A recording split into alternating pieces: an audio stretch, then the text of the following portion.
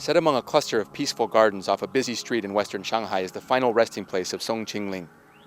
One of the famous Song sisters, she was also wife to Sun Yat-sen, and she is arguably China's most famous female figure. During her illustrious political career, she was vice chairman of the People's Republic of China, and for a brief period before her death in 1981, was president of the People's Republic of China. The Song Ching-ling Memorial is a place of quiet reflection, an oasis from the bustling city life that surrounds it. Its 12 hectares are frequented by elderly neighborhood residents and office workers on their lunch break. On the day we went to film, several schools paid a visit during their spring outings. In addition to the graves of Song Ching-ling and her parents, there is a small museum on the grounds. Song Ching-ling is not the only famous Chinese person buried here. This cemetery is now reserved only for China's elite, such as Zhang Leping, a famous cartoonist, or Du Xuan, a famous Chinese writer. These days, all those buried at the Song Ching-ling Memorial must be selected and approved by the government. Not known to many is that the Song Ching-ling Memorial was originally known as the 10,000 Countries Cemetery, or the International Cemetery. The cemetery is representative of Shanghai's unique history.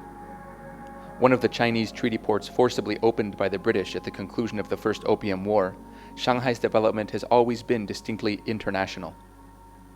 Foreigners have come to Shanghai in several waves, the most recent coinciding with China's current economic boom. Much is made about the large numbers of foreigners that came here to make a living, but lesser known are the last chapters in the stories of those that never left. At one point, there were a total of 10 cemeteries for foreigners in Shanghai, and they were all consolidated here. Here on this site, there are more than 600 people buried, representing more than 25 countries.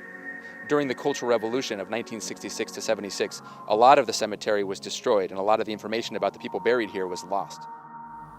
What is known about the foreigners buried here is represented in the stones marking each grave. There are names of numerous origins. In some cases, there are more complete epitaphs, while some of the stones bear only a single name or initials.